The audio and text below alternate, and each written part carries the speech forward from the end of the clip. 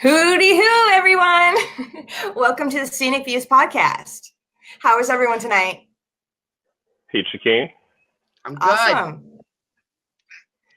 Tonight we have Gary and Rachael Doan. Rachael is away right now, and right now we just have Gary, and my cat. So, real quick, can we go around? We'll start with Gary because you are our guest. What have you been up to this week? This week I've been enjoying a newfound sobriety. I'm not sure it'll last, but I've given my hand at it for trying to do a 3-week break. I'm on a week and a half, which is pretty good for me. Outside of that, I've been, writing some new articles and dicking around on my phone and the kind of thing that internet libertarians do. And the market's been killing me. That's not been fun. Like, this whole tariff issue is kind of hurting my pocketbook, but that's about where I'm at. I guess why are you talking about investments, or do you have a business that it's hurting specifically? Well, my investments kind of are my business. It's how I make money. I'm not overly active on it, but I do pretty well normally. Not this past year though. Honestly, I've been doing pretty horribly since the steel and aluminum tariffs kicked in, and hopefully that turns around in a little bit. I don't know. We'll see how that goes. So, you certainly aren't alone in that. There are many thousands of other Americans that are being affected by these tariffs in really negative ways, not just when it comes to the market.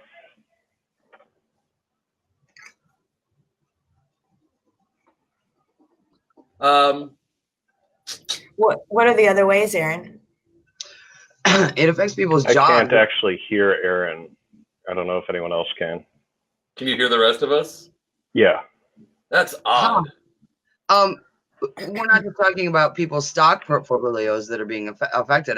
Certainly for investors and for companies, that's where it is. But if you follow that down and follow the line down, you're talking about real individuals, men and women and families that are paying much higher prices for products than they would be in a free market.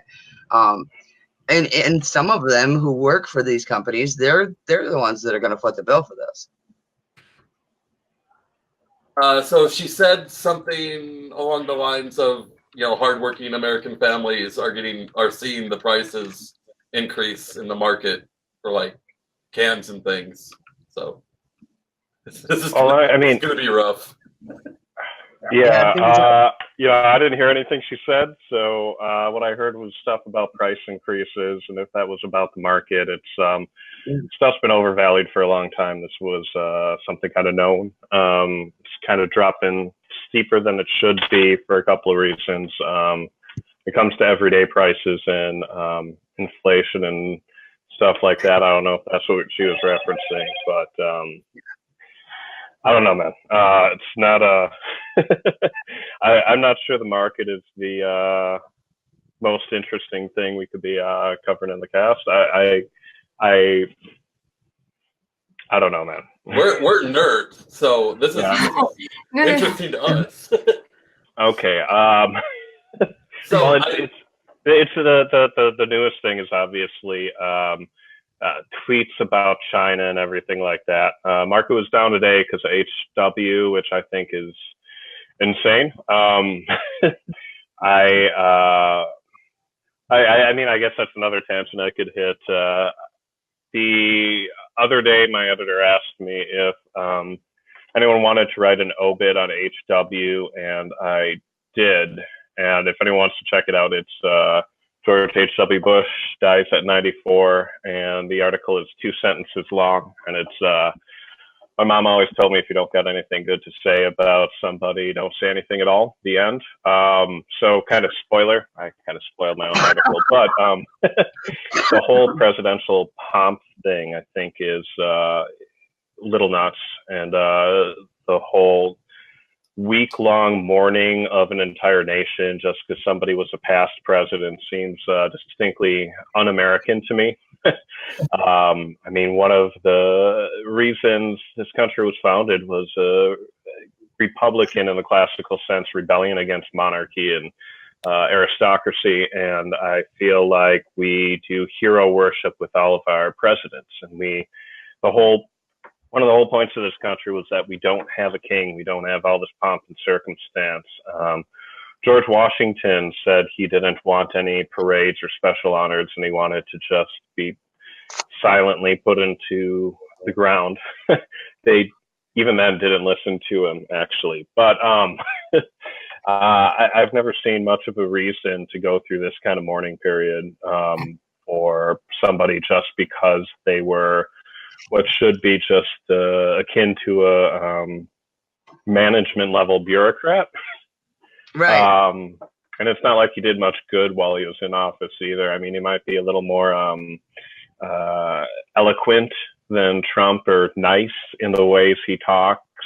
He may have been a war hero like 70 years ago, but as director of the CIA or vice president or president, I don't think there's too much one can even like point to be happy about, and that's the only reason he's famous. So.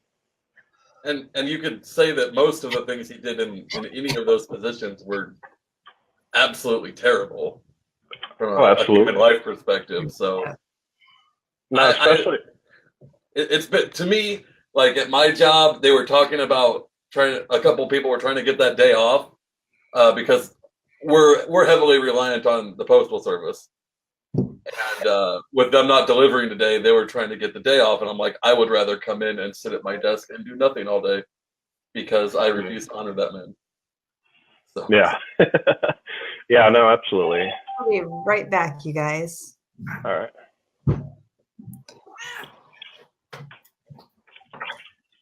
Yeah, I feel like too, under his presidency, he had like an opportunity few presidents have had.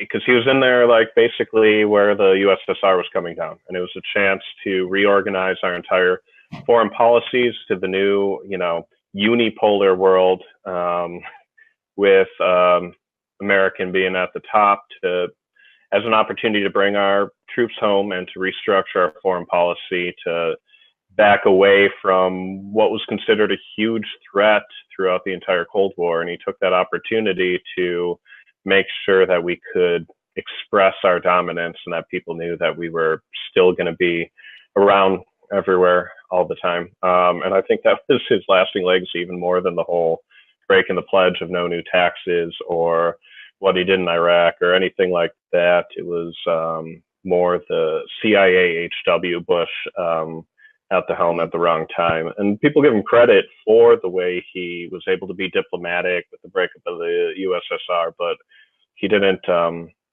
restructure our foreign policy to reflect that in the positive direction in terms of like drawing down and being less involved. He more saw it as an opportunity to be more involved now that we didn't have competition.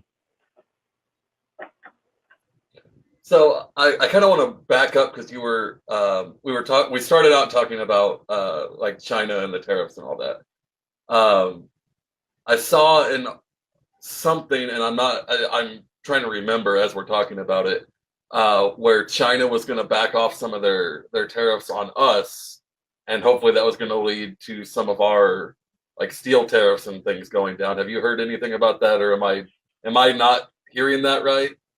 Well, Trump has given like mixed signals on that. He made statements essentially saying that him and China were like close to a deal and that like there's going to be something worked out where everyone kind of like backed off. Currently, the thing is there's basically a ceasefire for 90 days and nobody has even said when the 90 days starts or ends, but there's supposedly a ceasefire on new tariffs in the trade war where us and China say we're not going to level any new stuff on one another. And then Trump's made statements inferring that they were close to reaching a deal. And then other people have made statements saying there was no deal with any specifics anywhere. And like, who knows? I mean, like he was able to basically take down the market like a few percent with just a random tweet calling himself like tariff man, like who knows, man? Like, there's like at least some specificity in the like USMCA that's coming out in terms of like how our trade policy is going, where we can at least read that deal now and figure out whether or not that's a good one. But like with China, there doesn't seem to be any specifics. They're like, all right, we'll have a ceasefire and like figure this stuff out. And he's alternated between threatening them and saying they ain't going far enough and pretending like there's some deal. And, you know, who knows? All right. I'm glad you're following all that, because I am finding that now that I can't have my phone at work, I'm very disconnected. Yeah. Yeah, I haven't been following the tariff stuff at all. Very, very, very loosely to say. Well, the USMCA is like the other major trade story coming out, and that's like essentially the second NAFTA. And it preserves most of NAFTA and still allows Trump to say, hey, I did something great and this is the best trade deal ever. It mostly preserves what structure NAFTA was. He did do some good things with it. He got some concessions from Canada because they've got a pretty protectionist dairy industry, and living in Wisconsin, that is a thing. But like the concessions he got from China were like, all right, you can have access to a few percentage of our like total dairy sales. So it like wasn't a huge thing. The other thing that came with the deal was some stuff with country of origin, where when we trade products, in order to be tariff free, like 65% of the components needed to be made in one of our three countries, and he upped it to like 75. I could be wrong on the exact percentages, but there's like a small increase in that, so they couldn't just import parts that were going into a car from China and use majority Chinese parts or parts from elsewhere. He upped that, and then he also added some concessions to big labor and unions, where automobile manufacturers have to pay an average wage of like 60. Oh, hey, my wife is here. Let's let her get in. I'm going to give her these and see if I can listen out on that. I don't know how long I'll be able to be here.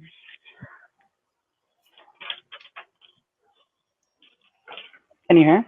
I can't hear yet, but I've got to try to hook it up to the, it wasn't working before, so. Hello, can you hear us? Hello. I can hear you fine. I'm Great. You can't yet. Gary's still working on it, but he said he'll be with us soon. Well, welcome to the show. Glad you got the kitty settled for a few. At least for now. Oh God, no. Gary got sound. That was great. I mean, so how are you guys it wasn't doing great today? What'd you say, Aaron? I said clearly it wasn't great for Gary, but we enjoyed it.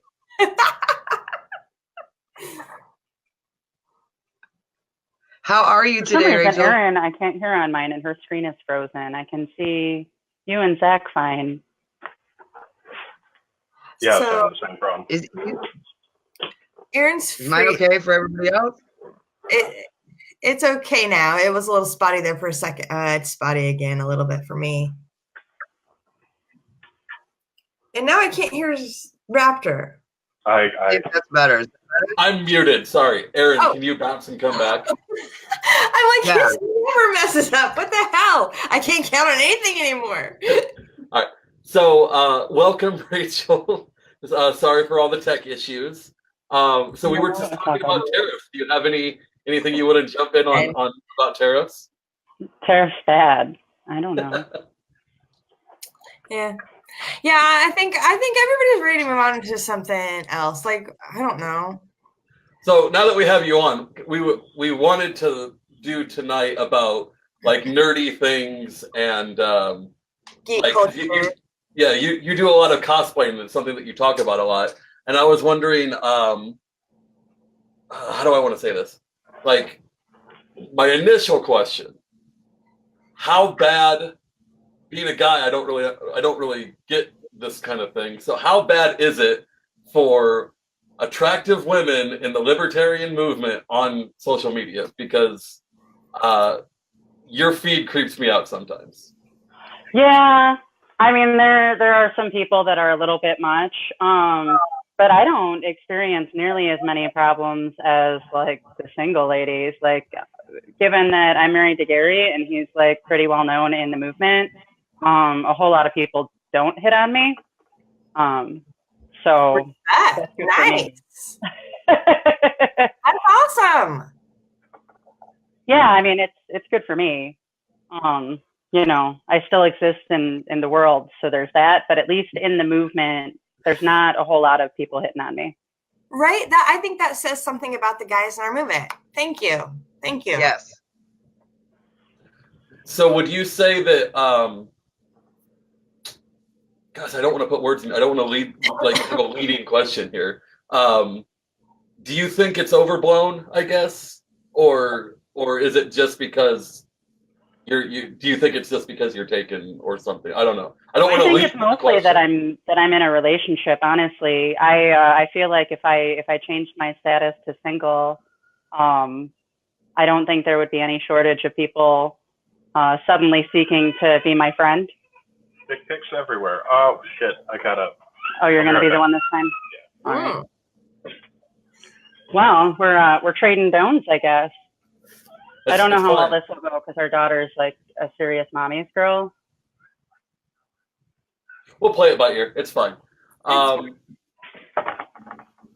that one. So you were talking. Oh, I didn't get to pre-show on this very much, so I'm gonna try not to go into areas that you don't want to. But you were talking about school earlier.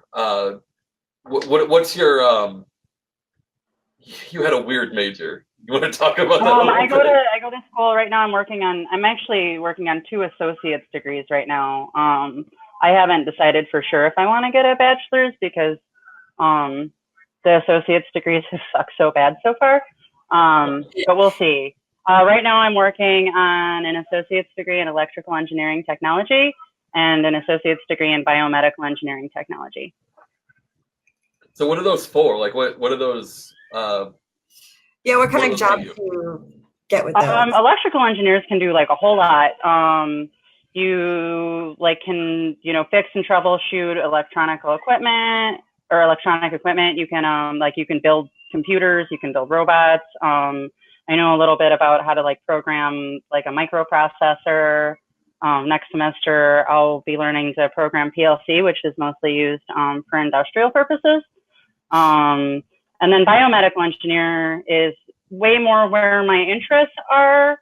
However, to do what I want to do there, I would have to go to school probably forever. So I'm really not sure. But biomedical engineers can do anything from like at the technician level, you mostly work on equipment in a hospital. Like you mostly work on doing all the maintenancing and like the in-house repairs. Most hospitals have a contract with like whomever they buy their equipment through. Like for example, GE Medical is up here out of Milwaukee, and they do like literally all of the servicing for the equipment for the entire country in Milwaukee. So I could fix I don't know, CAT scans and MRIs and stuff like that, or I could work in a hospital and maintenance them and like work more directly with people.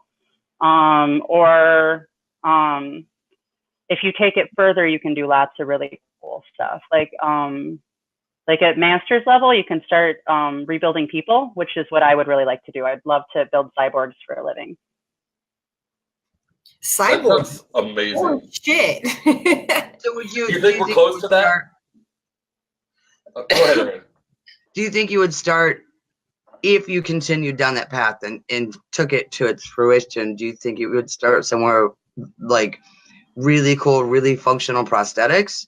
Yeah. Read and respond better, or would you be looking at like right now we're getting to a point where like for prosthetics you can hook up. So if you are an amputee and you lost your arm, they can basically hook your prosthetic to your arm, and it's got all these sensors attached to it. And then based upon how you move your muscles, like the programmer will tell you, like try to move like your pinky, and it'll set off the sensors that let the prosthetic know like which part of your arm is moving when you're trying to do the pinky. And so then the programmer will like tell the prosthetic, like if the amputated like stump moves in this way, then activate the hand this way, kind of thing. That's cool. And then, yeah, that's super cool. Yeah. Super duper cool. Other things that they're doing is like there's a lot of research with like stem cells. Like they can take your stem cells from you and 3D print you, like your own heart with your own DNA, to not have it reject, which is a huge problem now. That's huge. Yeah. Wow. There's just so many cool things. I think that if you have the money, people are going to be able to live forever at some point.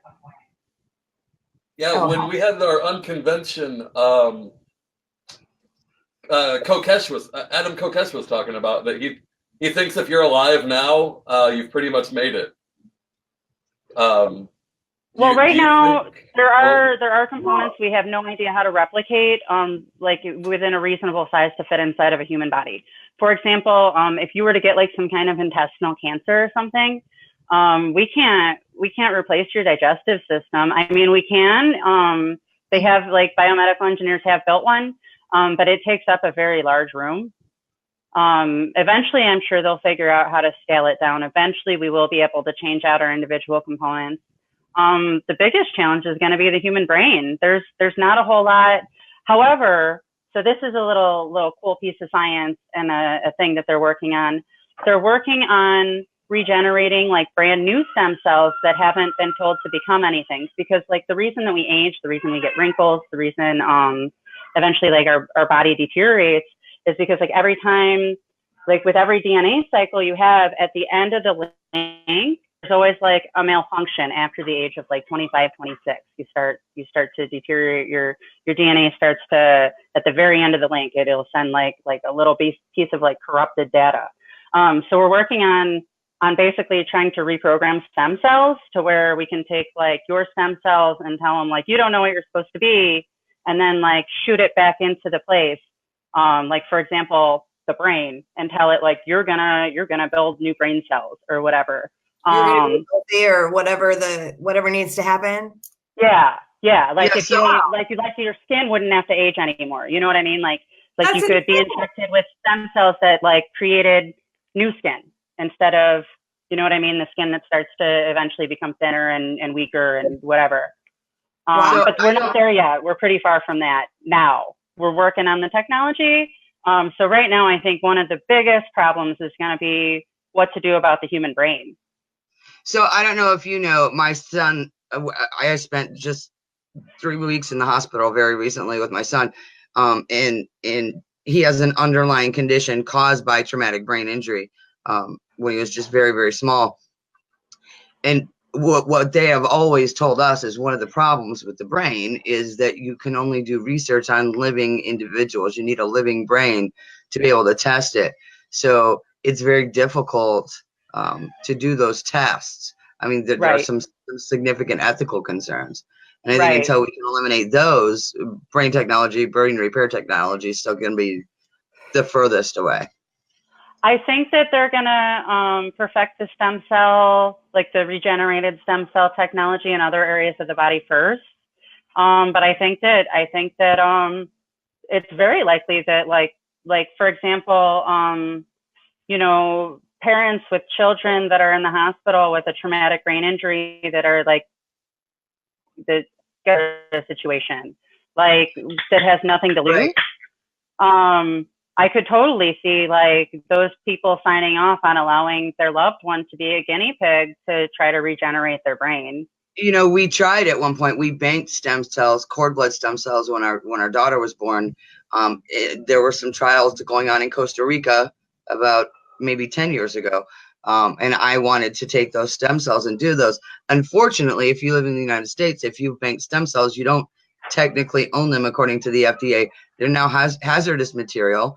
The FDA refused to release them to me because they only release them in very specific conditions, most of them cancers, now some Parkinson's.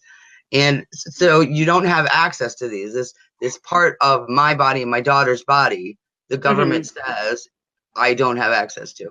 So that's another part of the problem, right? Is this bureaucratic red tape? Mary Ruwart talked about that at the Unconvention. I know you sat in that seminar, the FDA restrictions that are shaving 14 to 18 years off each of our lives. Right. No, it's obviously. I'm really glad that we're making some progress on that with right to try. But I think that especially in situations where the outlook is bleak either way, I don't even see what they have to lose by saying people should be able to try to save their family in whatever way they can. You know, it doesn't make any sense to me. I don't see how that's even controversial. Oh, I agree. You're not going to get any argument from me. I mean, I've seen my son struggle in ways that he doesn't have to. I did know that you've been in the hospital with your son, and I'm really sorry that you're dealing with that. Hopefully they are able to get somewhere with the technology and he can get his life. I mean, that's part of why I do this. Yeah. Yeah. Having to experience being screwed by government firsthand, it sucks. Right?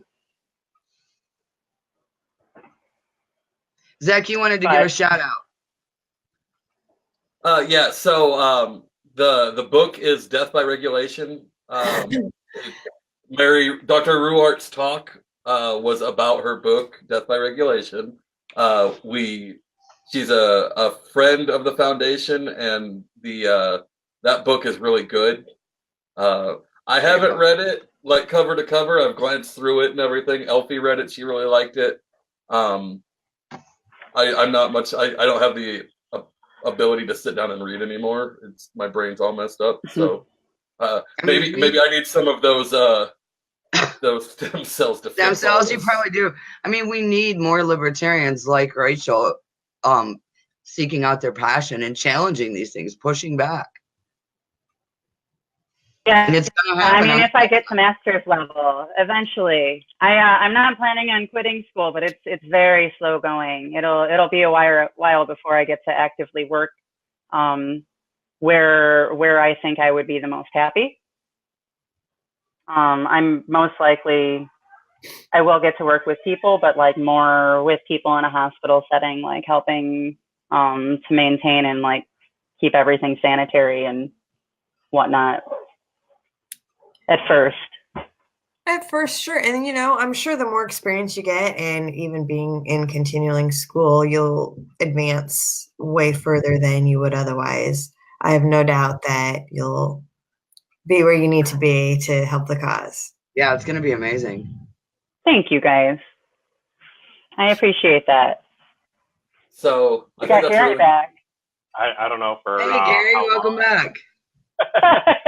I don't know for how long. Every time I walk away, I think, okay, it's good now. And then 2 minutes later, she starts crying, and I move back into the room. That's why we shoot ours so late.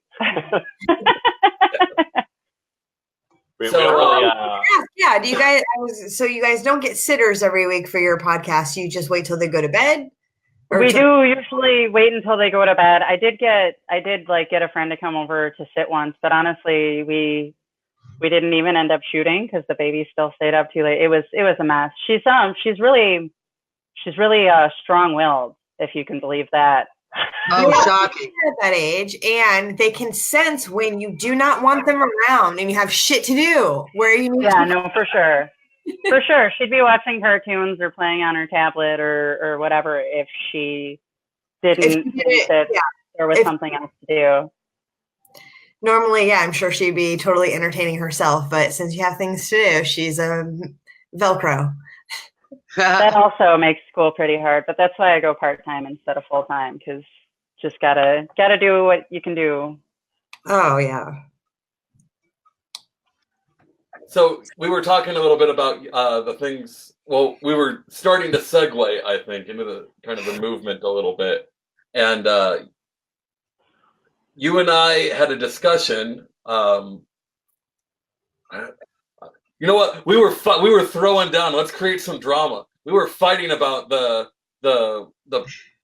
the outlook that we have and the way we talk to each other and whatever else we were I don't know. I don't think we disagreed on anything. I just, I think no, you just got spammed a whole lot by me. I was like, in another thing.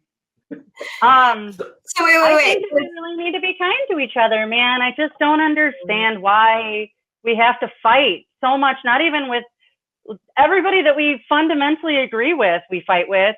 But then we fight with everybody that we disagree with. But how the hell are we going to get anything done if we can't play nice? Yeah. So I'm completely in agreement with you. So my post was talking about something completely different, and I don't think I communicated very well because my ability to communicate lately has been garbage, especially on Facebook. Dude, I am bad lately. It's not an uncommon thing. But something like part of the reason I'm in such a bad mood today is I got off of work, opened up my Facebook, and the first post I see is minarchists or dirty statists. It's like, okay, I'm fucking done with Facebook already tonight. Look, do you think though? Do you guys think at the same time? Because I don't fundamentally disagree with your stances. But do you think that there are indeed sometimes some issues, some stances that we should be fighting about, that we should be willing to stand up and fight for? So Gary and I are actually actively working on collaborating kind of a longer article based upon the principles of Saul Alinsky's rules for radicals. The fact of the matter is, do you want to give an overview on what those are for the one person who maybe doesn't know what rules for radicals is? Yeah, I'm sure that there's people that are watching a long-winded libertarian podcast that haven't heard of rules for radicals.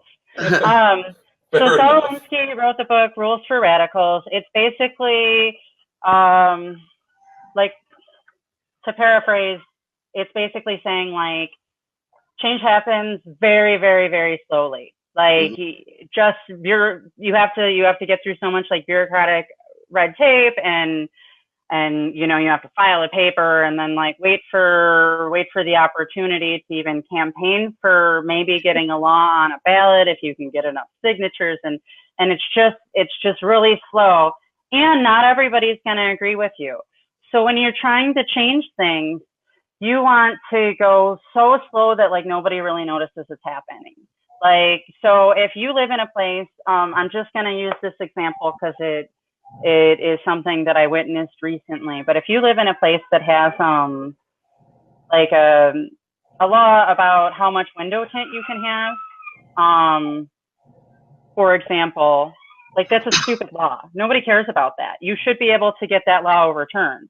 It doesn't affect any other person. It doesn't hurt anybody else. Right. But those tiny little things add up, and that's kind of what the book is about. If we're actually going to get things done, we need to move in ways that we can, these tiny little things. And it probably will mostly start locally because that's where you can actually affect change. And you do need to vote. I'm sorry, you have to. We can't do anything without voting here in reality. Sorry. Voting. I'm sure you have viewers that are statist, pig, don't tell me to voting is violence, right? Neighbor. How dare you vote to ease up on some of the authority that exists already? Yes. Right, it's the whole voting is violence mantra. You're using your vote to impose your will on somebody else. But I'm not. But you're not. You're using your vote as a measure of self-defense. There you go. And I think in this case it comes to perspective, right? And I think that's why so many of us, people like Rachel and Gary and Zach and the rest of us are saying this being willing to fully cannibalize each other versus having the conversation isn't acceptable. What nobody is saying, and what I think that the naysayers to this kind of line of thought think, right? They think what we're saying is it's okay to pander. They think what we're saying is it's fine to not say I disagree with you. That's not what we're saying. Nobody is saying go pander. Compromise means if we give something, we also get something. It doesn't mean we're just going to give. Nobody is saying just give. That is not Right. the motivation of the movement. And we hear a lot about 80-20. If they agree with us on 80% of the things and not 20% of things, that's okay. And I get the detraction from that, right? I do.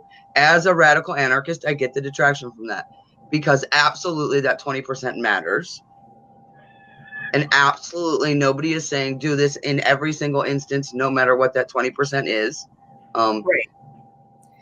I think we're failing to properly communicate our stance. They fail to realize you have to be logical about it and take it case by case and issue by issue and policy by policy. Right. You can't be like, oh, no matter what, this will always be 80-20. 80-20 should always be fine.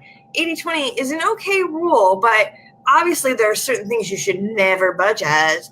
Right. It's just a guideline. We give broad brushes to children because they don't have that fine muscle skill to use a more finessed tool. So if you want to grab a broad brush because you're a toddler, then, be a toddler. The rest of us, we have a little more fine motor skill finesse, and we'd like to put in some fine detail. So should we start reading the comments that are coming in? I love that people are watching and commenting. So this is a good point. In any debate, if you want to sway people, you must use language that the audience understands. This is why backing up, this is why Trump won. Because the average American voter responds to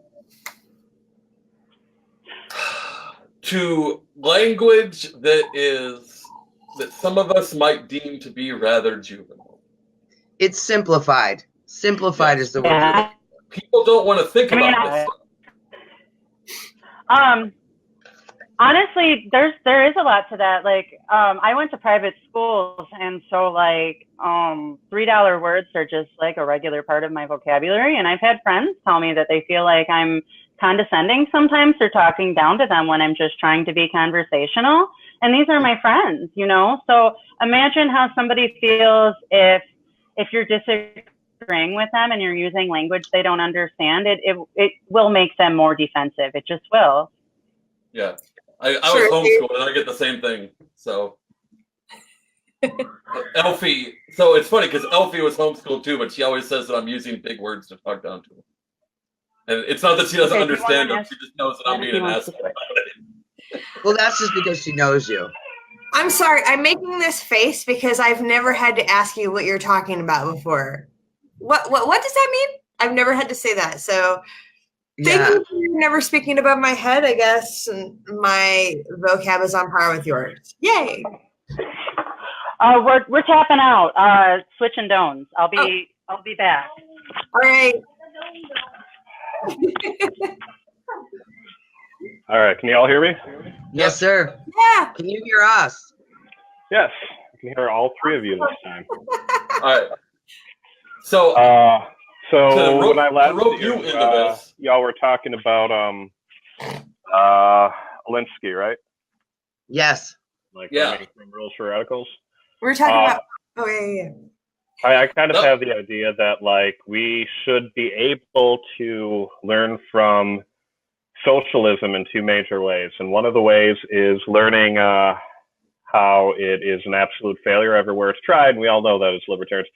The other way is to learn that it's a absolute success as a tactic, the way the Fabian socialists have tried to get to their end goal by constant incremental change while never losing sight of the end goal and never saying what the end goal is, right? Like the Fabian socialists have been at this for quite a while, where they get their incremental changes of larger government in order to get to the pinnacle of what they desire.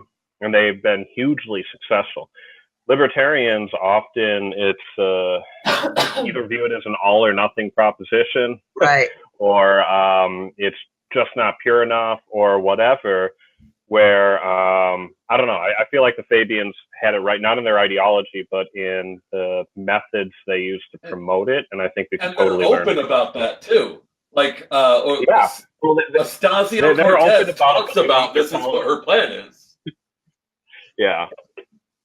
Like they'll straight up tell you that their whole point is to lull you into just giving up a little bit at a time. And that's why one of the things that I really harp on everyone who's not a socialist about is anytime that you're gonna, because we hear people talk about compromise. It's like, if you're gonna compromise means you get something for something. If you're going to compromise, you need to get something. Compromise is give and take. Give and take. Yeah. Compromise is give and take. And so many people forget that. They think compromise is, oh, well, I'll give up a little bit. I'll give up a little bit. No, we're not giving up a little bit unless we get something. God damn it. Yep. I was having a argument with a friend of mine who's on the left the other day, who's one of those like $15 an hour minimum wage guys. And he said, I want $15 an hour, but why don't we compromise and have $10 an hour for a minimum wage? And I was like, well, I want the minimum wage to be $0, and it's currently $7.50, so we've already compromised halfway to where you want, you know? Right. Well, and really, if he just wants $10 minimum wage, you should move to Michigan. Yeah. Because they have it. No, he didn't want like 10. Even Nebraska's 9.5. Like, it blows my mind that our like. So we have this deeply conservative state that votes Medicaid expansion every time it comes up, voted a minimum wage hike a few years ago. How is this state Republican? Like, have they just completely forgot what that means? Zach, the deal is the left has done such a good job of making an emotional argument for their stances, right? We all the time in the movement talk about changing hearts and minds, and this is an absolute bullshit tactic. Focus on the heart. The mind has to change itself. And the left does that so much better than we do that they convince these people who would consider themselves conservative, to bite on to progressive bills because it's for the children, or it's for they make the emotional connection, and we need to do better there. Yeah, so this is something you'll hear me fight with David about all the time. I'm done making logical arguments for libertarianism. No one cares. Right. I will make rationally based emotional appeals for my belief system from here on out. It's all about touching emotion. I mean, Garrison said this in the early abolitionist movement. He said changing minds was never going to be enough, right? You had to do both. And if you're smart, you'll take the time to do them together. And nobody listened. And what happened? We saw abolition of slavery, but we didn't really see hearts change until the civil rights movement of the 60s. Yeah. So how can we do it all at once? I think we can. I think that we can when we, come from a place of rationality and love, tolerance, acceptance, and we stop expecting it to happen overnight. That's the first key. And I hear this so much. Like, if we don't win the presidency, we're failing. I don't understand how our message is not more, embraced, because it is that one of inclusion, of love, of rationality. We are rational, if not anything else. Yeah, but don't you think that falls on us? If our message that we know is this strong, principled, beautiful gift, if it's not being received, I use this analogy, and you guys are going to hate this, but look, if I have the Hope Diamond in my hand, and that's really what this movement is about, right? It's about the Hope Diamond of humanity, of achieving that pinnacle. If I have this and I want to give it to you, and I wrap it in beautiful gold gilded paper, and I put beautiful fresh flowers on it and make it really attractive, and I hand it to you, you're really excited to open that, right? Sure. What if I wrap it in shit covered toilet paper? Our message is not covered in shit covered toilet paper. But that's what we sometimes do with our messaging. Sometimes, but I have to. Like, too often. Can I push back a little bit on that? That is few and far between. That's how it comes out. And that's I know libertarians on Facebook catch a really bad rap, and message boards and all that. Have you seen Republicans and Democrats on those platforms, though? I get it, but they're touching emotion and we're not. We focus all on logic. I think that go ahead, Jerry. I think a lot of this is it kind of relates to Trump being good at Twitter, right? Like, Republicans are good at formulating messages that will fit on a bumper sticker that goes on the back of a pickup truck. Democrats will be good at formulating messages that fits on a bumper sticker on the back of a Prius. And libertarians are the kind that like fill their whole van with a bunch of different like messages and nobody really listens. And it's partly because I think Republicans and Democrats tie into more of a tribalistic outlook, and you're part of our group, and you should like feel like we do, because Republicans will be like, oh, well, you're a rural voter who's religious, and Democrats will be like, oh, you're an urban voter and you have a heart and haven't thought stuff through, and you know, whatever. And you want everybody. And libertarians are like, hey, come on over here in this pool over here. And the moment I get somebody into the pool and they go to their first comment section in a libertarian forum, I generally lose them. As far as the like love and hope stuff, one thing I'd like to highlight is Rachel's latest project with our local LP affiliate is she's been starting to collect money for charities in order to show, hey, if we say that private charity can do a lot of stuff that government's doing, and we don't actually give to charity, no one takes it seriously, and people see us as heartless that just want to end the social programs. So she's been trying to make a concerted effort to raise money for various causes. We've been doing stuff with tiny homes for veterans, and we've been doing stuff with just Thanksgiving dinner. What's the other stuff we've done? Battered women's shelters. And like each month we're trying to find another thing that our party can write a check for, which hopefully gets our local party exposure. I don't know, man. There's like in southeast Wisconsin, south of Milwaukee, there's like 10 libertarians that go out and have coffee once a month. So, you know, it's not like a huge deal, but like the point is we're trying to show that like libertarians have a heart. They just have enough brains to be able to decide how to better help people. And, you know, both pieces are important, but it is generally the heart that changes hearts and minds rather than the mind that changes hearts and minds. Because people aren't receptive to ideas that aren't their own, but when they feel they can connect with you on an emotional level and you're showing some kind of empathy and sympathy and like goodwill, they at least know you're coming from a good place. And once they know you're coming from a good place, it's a lot easier to say, hey, believe me when I say when I'm pushing for this policy or that policy, it's not because I hate the poor or I don't think that America can do good in any way overseas or at home or, you know, whatever. Once they realize you're coming from a good spot, it's a lot easier to slip in some of the thoughts rather than the feelings. And libertarians in general tend to be really bad at the emotional appeal and the emotional argument. I know I am. I'm awful at that. I try to get better, but people. Go ahead. That's kind of the same driving force behind our foundation, right? But on the entrepreneurial side, how do we answer these questions of government? These are the questions that we get asked all the time. What about poor people? What about children? What about small business owners? And when we say we don't need the government to do that, I think sometimes we forget that for most Americans, that's the only thing they've ever known. Yeah. Right? So program we have to show them that it can be done if we expect them to do it.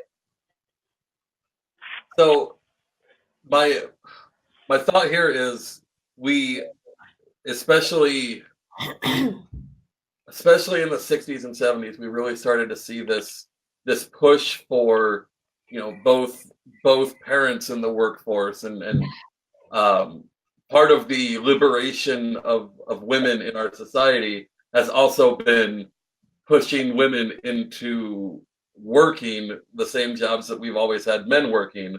And instead of this creating more wealth, it seems to have just diluted everything Well, to yeah, the we point flooded the where now market. you need. Well, we've also Right. got to remember that, yeah, we flooded the market and the economy has gone just crazy town. You can't just have a one income family if you have more than one kid anymore. Daycare's through Well, because look, pre-women's movement, there were half as many potential employees. Yeah. Right? People so got better salaries because they were doing more. And then we flooded the workplace with all these new employees. So yeah, that absolutely has something to do with it. But you also said the women's liberation movement. And look, for all of you women that were there and burning your bras and fighting so we could vote and fighting so that we did have access to the workplace. God bless you. Thank you. But at some point, that whole liberation movement has shifted into a very oppressive force, and a very domineering force. Like if you don't want to work, if you're a woman who wants to stay home, now we're gonna attack you. Look, the movement was about access. Pitchforks for your ass. How right? dare The movement was about access. your own thing. The civil rights movement was about access. It's all about access to these things, not about being forced to participate in them. So I rabbit trailed us you a call little it the bit, women's but liberation movement, and I'm not sure today, even though I think the intent was the good, that any of us are truly more liberated, just by the movement itself being so forceful. So here was where I was going with this. One of the things that this created was a lot more dependence on public schools, government programs for kids. Well, that was the intention. Institutions where parents have been replaced by government, and now we have generations of people who have grown up with government as mommy and daddy. So our message isn't going to resonate with people who don't view freedom as being inherently good and who view government as being mom and dad. Right.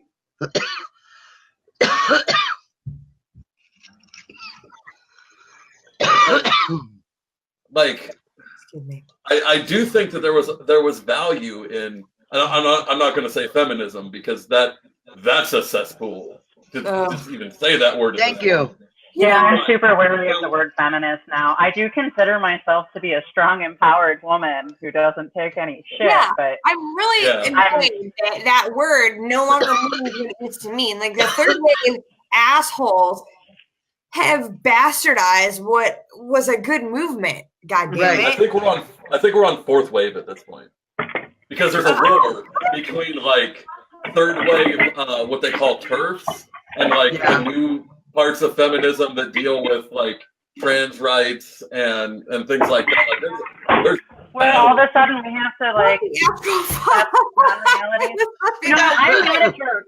Somebody like identifies in whatever way, like I will absolutely respect them and their choice to do so. I'm not a jerk. Like, you know what I mean? You can identify as like whatever, but I don't think it's fair that like male to female trans people have to be accepted as women in like athletic competitions. Absolutely not. That's because dangerous. Like physiologically, you've had testosterone. Like it really gives you an edge. I think maybe if you want, you can change it like so that the like chromosome based. Like the competitions are based on your chromosomes rather than your preferred gender or whatever. But that UFC fighter, did you hear that story where she cracked the other woman's her eye socket? Oh my god! Like that's not super fair. No, physiologically, at the same time, everybody's okay with female to male transsexuals or transgendered individuals competing in male events. I'm not. They're gonna get the shit kicked out of them too. Oh my god! Well, not always. Not always. I feel like you're at that point, like you're like consenting in their lives because they're grown now. You're not allowed to be against fighting with a transgender. Like you would be considered a bigot if you were like, no, she'll kick my ass. That's not fair. You would be considered a bigot. Like I think that a woman fighting in a man competition, she's doing so at her own risk. And she knows that going into it. Like, I just don't think it's like a consent-based thing. It feels like allowing people who have like the physiological build of a man and the benefit of testosterone. Do you guys watch Joe Rogan at all? I freaking love the crap out of Joe Rogan. And yeah, Joe's amazing. And he's like We are obviously all a Rogan fans here. We are all Rogan fans here.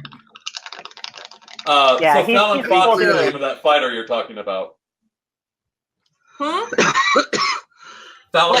Hey, speaking of nerd shit, look at our rocks classes are Star Wars planets. I dig them. So are you drinking again? I thought you were That's taking great. a break. Oh, no, Gary's taking a break. I'm not the one who was an ass. Sorry, never mind. He just made a fool of himself once, and he decided it's self-imposed. I didn't even tell him, he just embarrassed himself, and he put himself on a self-imposed. That's not. Yeah, we didn't get that part of the story. It was a whole No, thing. that was totally. It was online, and I asked him to delete it actually, and. Well, he said whatever. He had a conversation with Tom Arnold about consumption. Yeah, that he was said all, he decided to take a little break. Public, and I asked him to take it down. Because that's embarrassing. You guys hear me? Yes. Yeah. Okay. So we are past. Well, no, I guess we started a little late, but we're hitting an hour. Elfie's coming home, so I need to get off of here. Rachel, do you have anything you want to pimp out before we go? You can check out Less Than Sober News, and I don't know, follow Gary's writing on the Libertarian Republic, and look for our upcoming collaborative piece on rules for libertarian radicals. Nice. Okay. We would love to share that from our page. So when that's ready, please send us a link. Absolutely. All right. Thanks for having me. And Gary shares the sentiment. Hold on. Thanks Sorry, so much Gary. for I didn't mean to do that. That was a slip. Too bad the show couldn't have ended 5 minutes earlier, huh? All right. He's back to say goodnight. I'm here to say goodnight to y'all. I heard she told you all about my... Well, he put it on his wall first, so there's that. But yeah, it was a self-imposed break. He embarrassed himself. I never even, in fact, I never even said he should quit for a long time or whatever. It's whatever. It's whatever. Just FYI, I embarrass myself on the weekly, so don't feel bad. It's my daily, Gary. Fine. Yeah. I don't even need to get drunk, so I don't know what going on about. He's not lying. There's a... You should have seen our last podcast episode. That's all right. At least it's fun. So for Gary and all the pretty ladies, I am Raptor. Thank you everyone for hanging out with us tonight, and we will see you next week.